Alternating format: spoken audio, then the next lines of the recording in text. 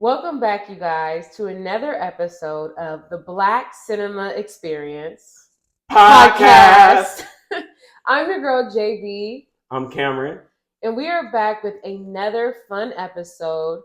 And today we're going to be talking about a wonderful movie, a movie that didn't get enough shine, but it's also based on a true story. The movie is called Concrete Cowboy. It stars one of your favorites, Idris Idris Elba. Elba. Like, Lord, we sure do love an Idris type. So it was Cameron's first time watching the movie. It was like my fourth time watching it. I actually love this movie. It shows some dynamic, excellent black male relationships. But Cameron, what did you think? What was your takeaway from watching it the first time? It was an amazing movie, an emotional roller coaster for me.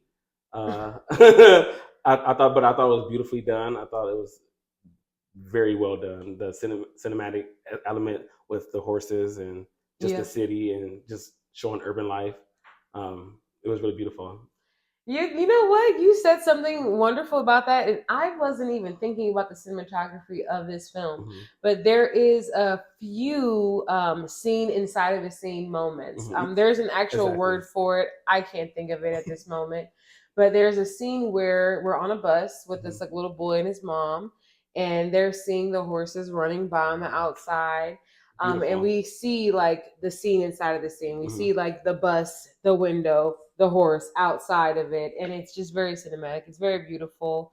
I love the way that it's shot. 100%. It feels very raw, but we're in all the moments with them, and you almost feel sticky, like you out there in that. Like out there, you can smell the horses when. Yeah, it has a wonderful effect like that. Immersive. I didn't know this was your fourth time, and she's just now telling me. But I agree with what you said. It wasn't well known. It's funny because Caleb McLaughlin, I believe his name is. He's really popular from Stranger Things. The little boy. Yeah, and he's up and coming star really. But I had heard about him being in Feel Like This, but I didn't know it had came out. I feel like there was like not enough press. No. For this movie, especially the fact that it is based off real events. The part where it's based off of real events, I love that, and I feel like that is probably what kept it off of being like publicized. I don't know why they wouldn't spend the money on advertising that movie. It has Idris in it. There's a major star in it. And I'm not sure exactly. It doesn't matter. It doesn't matter. We're here today to talk about this movie because it needs to get more shine. Because gentrification really is affecting our people in different places from different backgrounds. For me, I know the first time I watched this movie, and I did watch it 4 times, but the first time I watched it, I was like, oh my God, black people that are cow people. Yes. Like cowboys, cowgirls, this is crazy. I never seen this in that light before. Second time I had to show my parents, obviously. My dad used to love watching Westerns and cowboy movies. So nothing's going to make this man more excited than seeing that and obviously Harder They Fall, which came out after.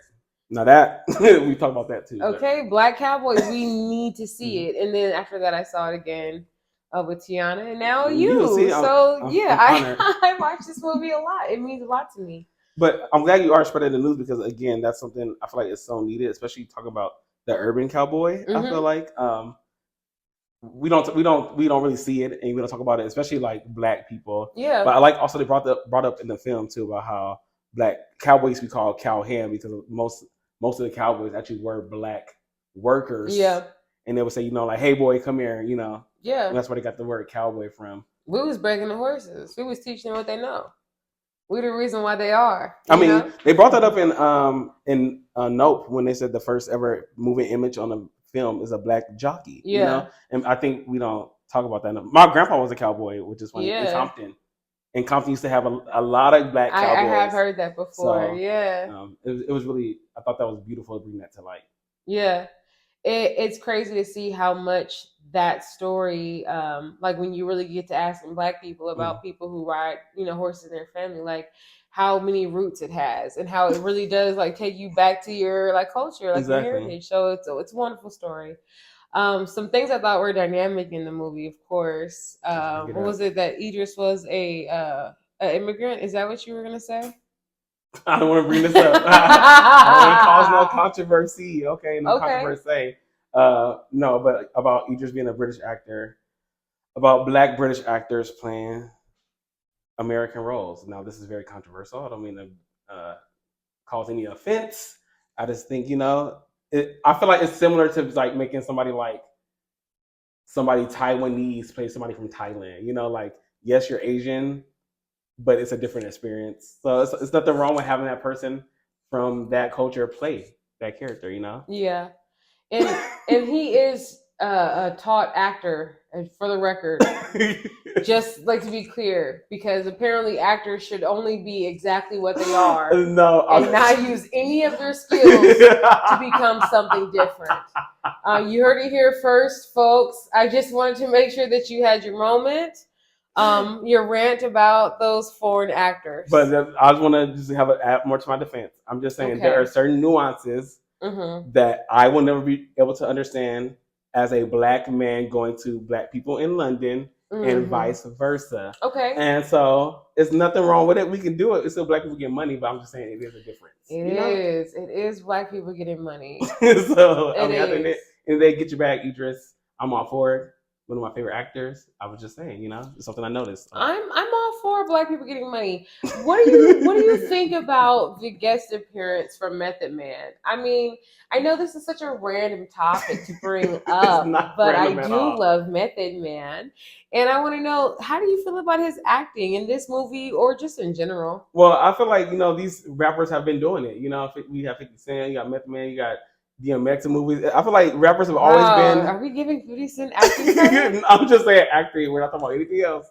So interesting. But I'm just saying. No, I guess so. Rappers get in the bag. Well, because 50 Cent and Method Man are the ghosts and power, all that. Yeah. Again, another show. But Method Man, I'm shocked because I remember seeing him in a How High with him and Redman. Right. Back in the day, I think that was like his first movie. Thinking, what a goofy person. Exactly. But to see him in serious roles, he actually does a really, really good job. He's a good actor. Tremendous. He's a really good actor. Tremendous.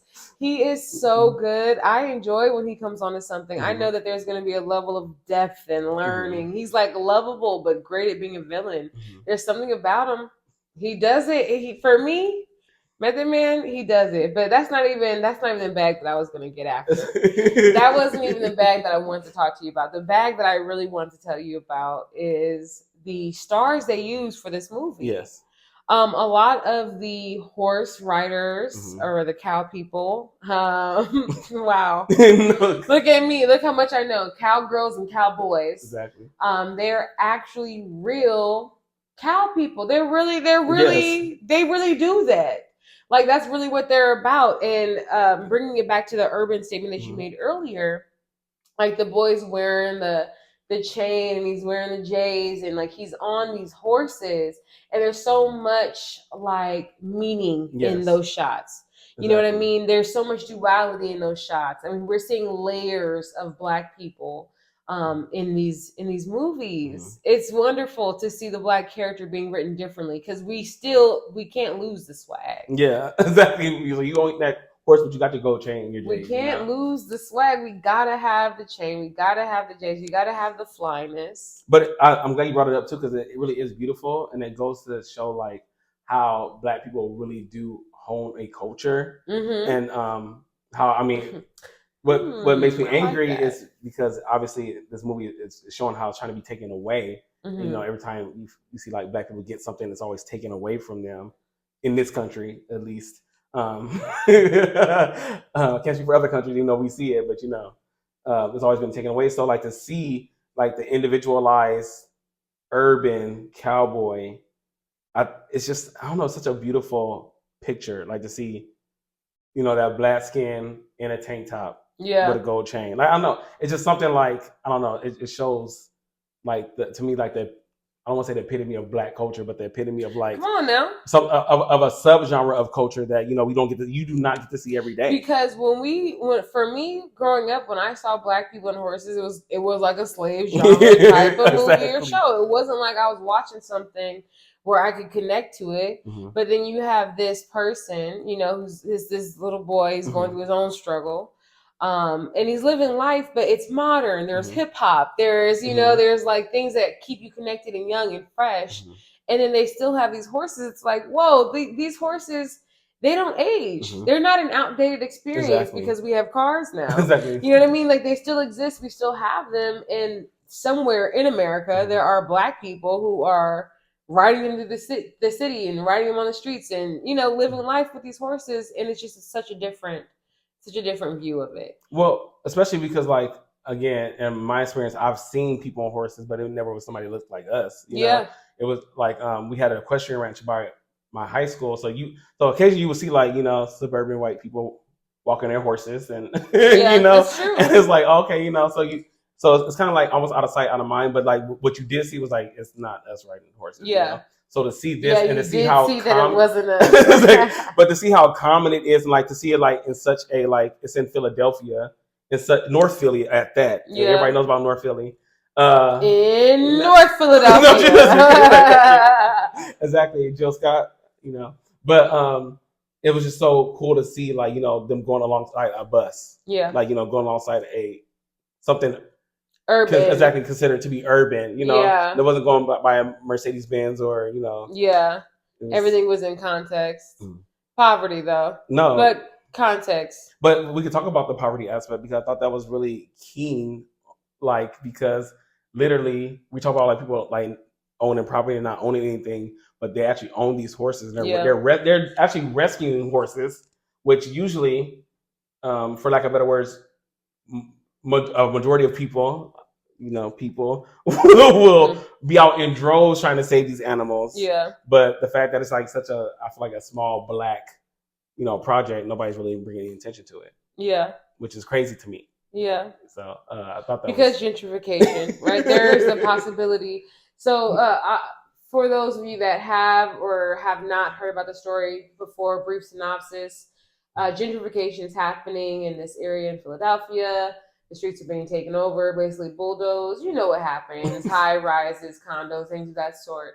So they're pushing people out and taking over neighborhoods. So these horse hands, these people who ride, are being pushed and moved around because they don't have a stable place, but they owned their properties. What you were saying, right? But also that they're like they're housing these horses, and then the city's essentially trying to take them away. Yeah. Well, in this case, they did take them away, but because there was a story that went out saying that the horses were malnutrition or being not treated well.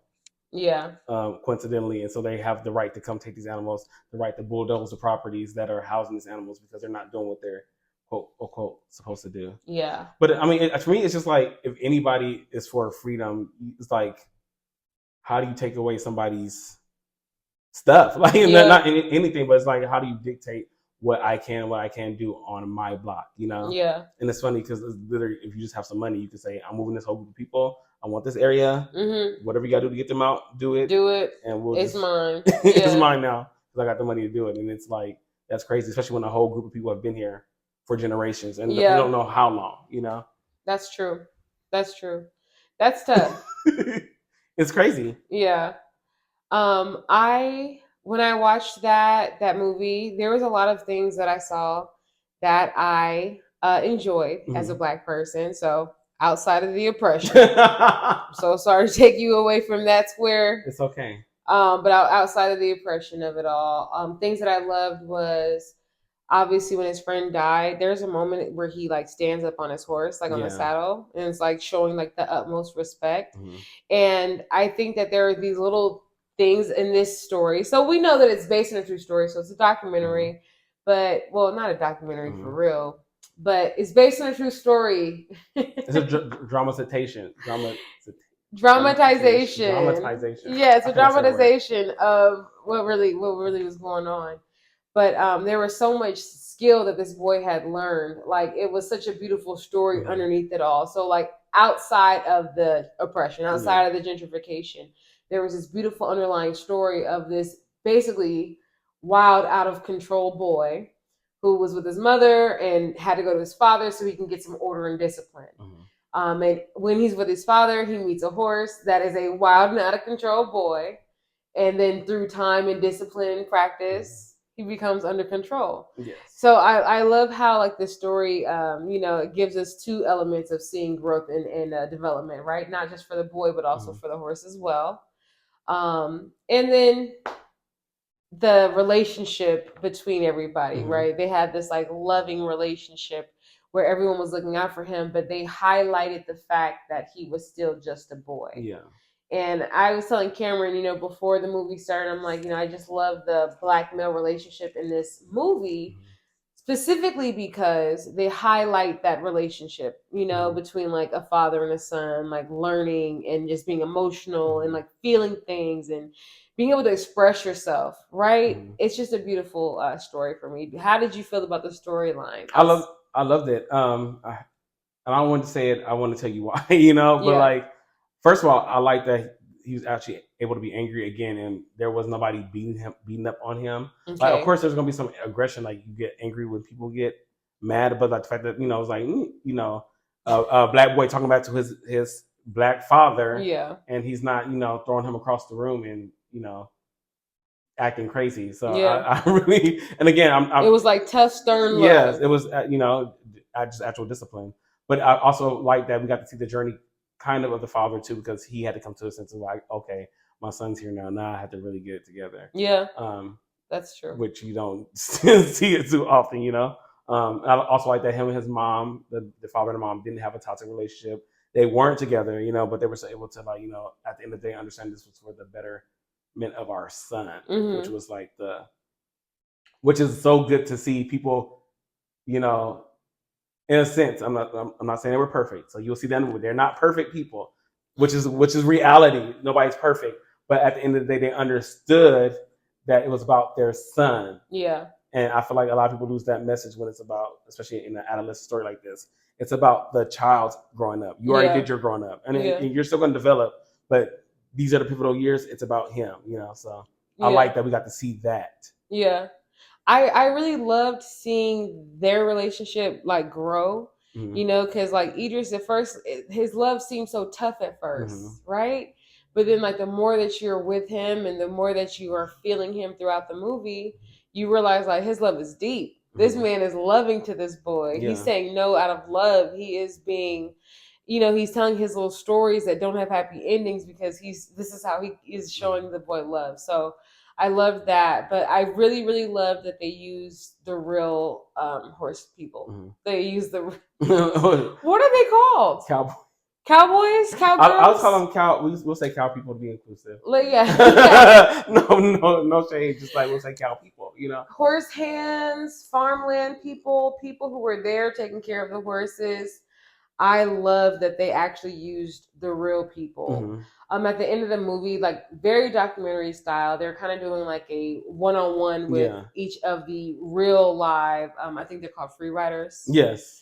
And they're having this interview with them and they're just expressing their candid feelings about horseback riding, why it's important, like how it affects the world, essentially, how it's changing things. Like one guy says, even if I didn't, have this horse to ride, I would have had a felony for sure. Exactly. Like it's crazy to think how this hobby has changed their life, but they want to keep it going to continue, promoting positivity and change other people's lives. But I thought it was just incredible that they chose to use them. They could have went out and hired actors, but they said, this story is too good, it's too important. These people really know the horses. Who better to use than them? And they're giving the community the bag. It's like giving the community the bag. Yeah, important. Well, we don't know how much they got paid. But I'm saying, but you do get paid for being in movies. You know what I'm saying? So it's I feel like it's helping provide economic. Hopefully, some economic. Hopefully, it did something. Hopefully, it did something for sure. You know what I mean? Hopefully, they got to save the horses and have more land and just do what they needed to do. But ultimately, they got the bag, I guess. But I also like the there's a couple things I'm gonna go over before I go over the analogy about a horse and obviously the storyline. I want to talk about like the idea of discipline because I feel like. You were talking about it, like you said, it seems his love was really hard, but I took that as discipline. And I know, like, when it comes to the topic, especially with little black boys, I feel like that's a topic that's very, very, can be very touchy, especially because the story starts off with an unruly black boy, and his mother can't control him, so she doesn't know what else to do but send him to his father. and we've seen this trope before. We've seen it, with Boys in the Hood. I can't handle this. I'm sending to his father type ordeal. So so I agree with that. To a certain extent, I'm not against it. I just feel like I feel like it is important for especially young Black men to have that. Essentially, and I'm not trying to gender or make everything about gender, but like that masculine discipline that I feel like boys do need at some point. Yeah. Because you do get to a certain age when you feel like, and teenagers in general get to an age when you feel like you can start to disobey. Mm-hmm. And I feel like it is sometimes easier to do that with your mother. Me being a Black boy and knowing exactly having a single mother and feeling like, oh no, it's about to get time, and she gonna tell me what to do. Your mom was tough. No, she was, but I'm saying even one time, like her boyfriend Daniel, I was talking back, and he told me next time, he's like, next time are you talking back to your mom, you going to have to deal with me. And I was like, he ain't gonna do nothing to me. But I was talking crazy, and then I was walking downstairs and I saw him and I shut up. And he was like, yeah, I heard you stop talking. I was like,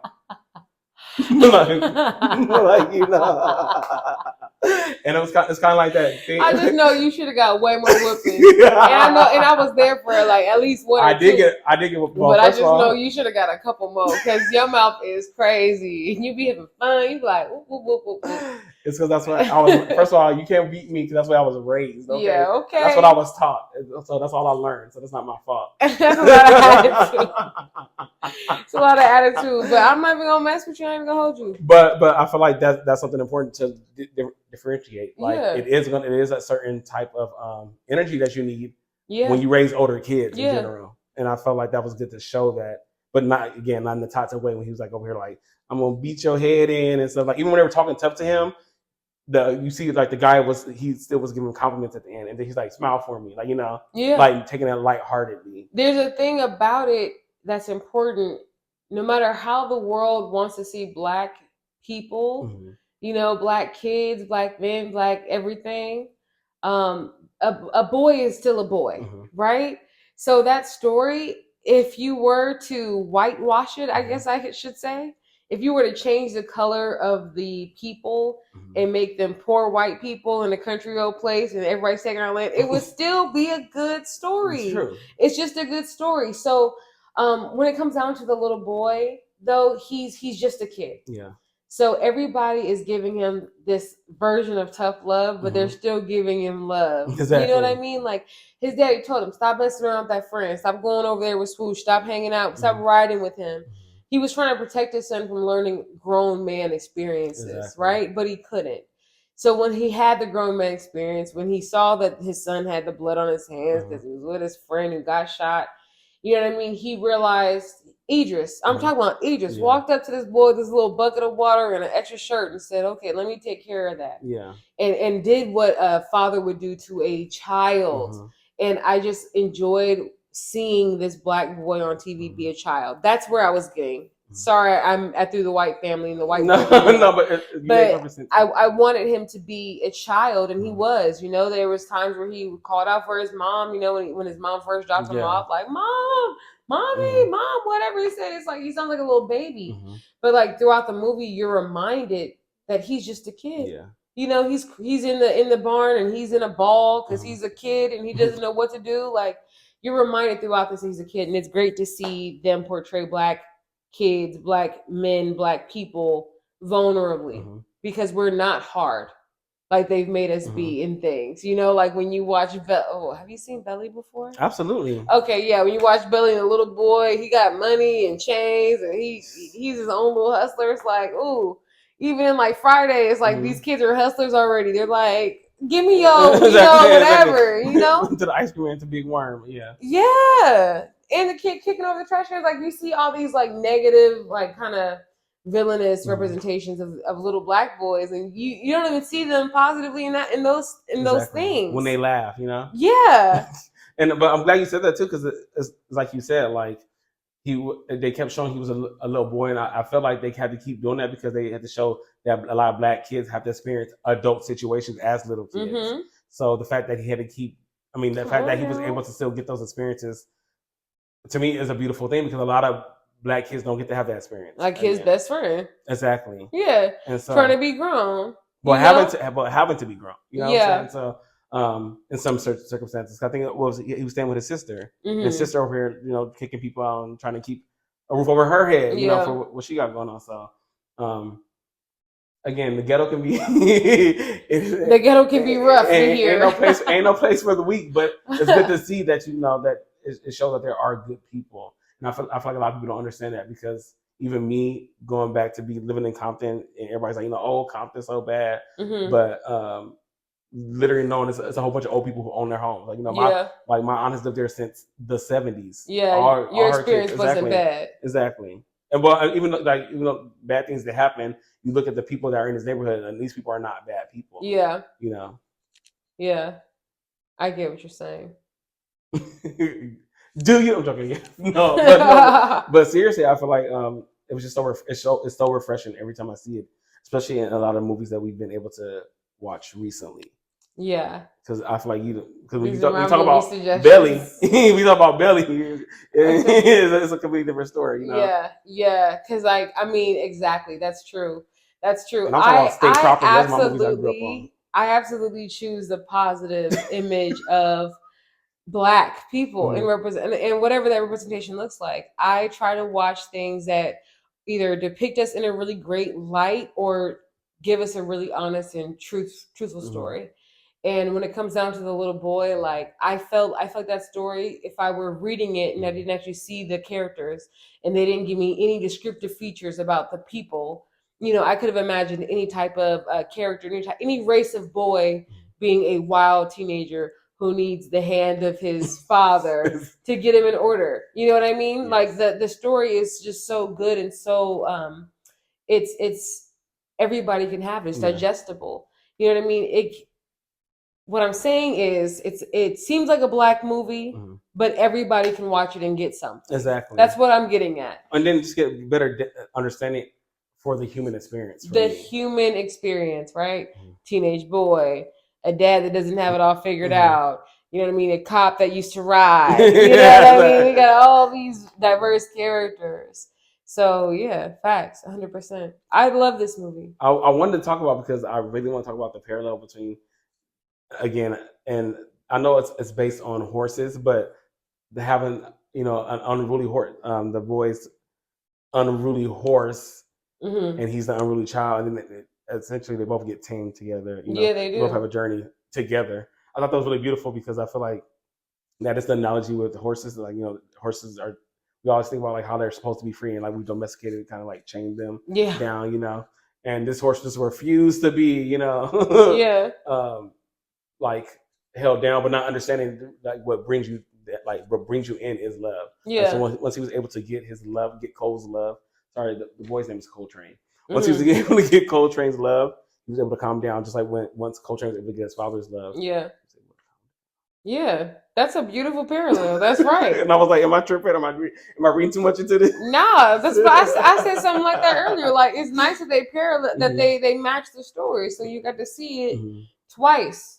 You know what I mean? So you really can catch the message. Exactly. Like, they're like, you can see there's 1,000 messages in this movie. Yeah. Now, I've seen some movies that had 1,000 messages that I've been like, wait a minute, that's too much stuff going on. And I know you know exactly what I'm thinking about. Are you talking about Sorry to Bother You? Yes, I'm joking. It's Lakeith. He had a wonderful movie. He had like 18 different wonderful movies in one movie. He should have just did one. I'm glad you brought it to this big screen though. We're glad you put some people on, get some people a check. But that was Yeah, no, like we love Lakeith. Like, thank you for doing it. But like, anyways, this story, however, it talks about gentrification. It talks about father and son relationships. It talks about gang violence. It talks about basically horseback riding and the patience that comes with that. It gives us real life based on true story type facts. And there is a little inty bitty, teeny whiny, eeny woony.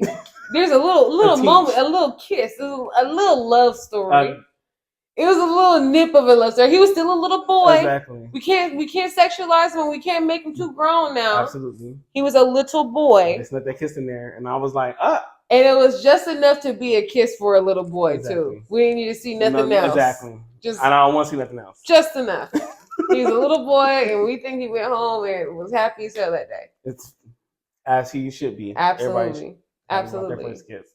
But they did a great job really holding down his youth and keeping it all on the same page for us. And again, like I said, I like how Hollywood is taking a turn with movies now, and the turn is positive. Of course, it's just showing Black people in more vulnerable, softer, innocent lenses. And this one came out in 2021. Exactly, which is important too, because I feel like for it to have come out so recently, and for people not to for somebody like me not to hear about it, I feel like it just missed my radar. I'm just like, whoa.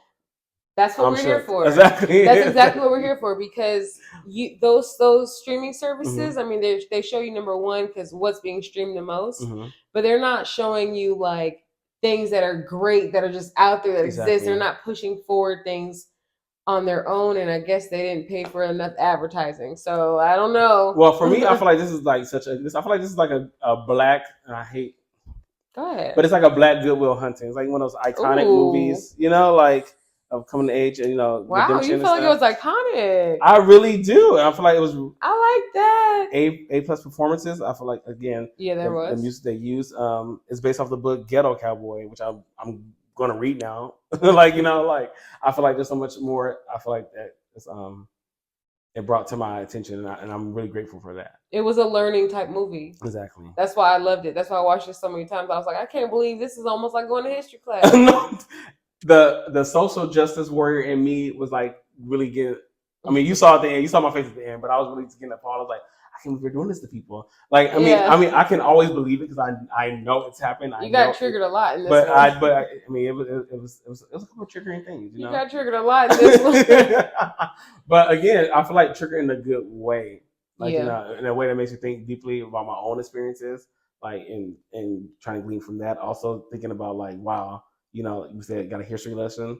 It brought up when I started thinking about like how, like you said, so many Black people were cowboys. Yeah. Like my grandpa, like different grandparents, different people who were, it used to be something that's really a part of our community that a lot of people don't talk about, you know? So I was just like, wow, like, I know when I took you horseback riding on my birthday, honestly, I just felt like I was connected. I was like, I know this white woman's gonna show me how to ride this thing, but like, I'm pretty sure he knows me.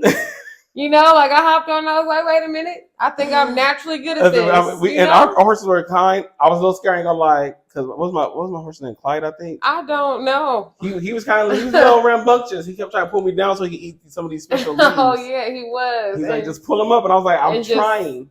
That was an experience, right? Because there are cars that can literally take the gas in and shit it out while walking. I did not know that horses could shit and walk at the same time. And that's what they were doing. I am very impressed.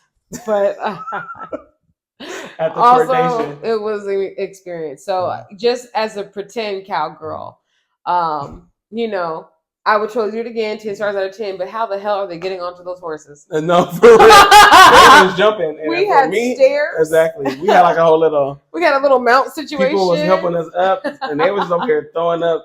Just hopping on. Yep, let me just jumping get my leg on. in there. I was like, Nikes. I've actually seen videos of niggas breaking a horse in slides somewhere in the South. And I said, you know what? They wild. They wild down there. Somebody's got to do it. Somebody has to do it. And I'm just be grateful when I can ride it on the beach or ride it, Okay.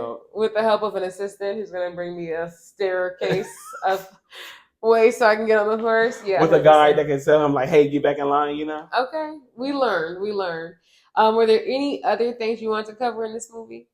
I mean, I feel like that was pretty much it. I just really feel like I really want people to watch this movie. Watch it. I do too, because this one really is a deep story. And I mean, there's so many layers to it, just like Black people. We like onions, y'all, with chocolatey. But don't eat chocolate onions, because I wouldn't eat a chocolate onion. Thank you. I'm sure that no one knew that. You said chocolate onion. Thank you guys for watching. Be sure to like, comment, share, or subscribe. And subscribe, all the above. Subscribe. Definitely subscribe. Yeah. I'm your girl, JB, and this is Cameron. I'm Cameron. And this was the Black Cinema Experience Podcast. See, first of all, we got it together. I thought we were going to do it with you. We got it together. What are we going to do with you? I'm done.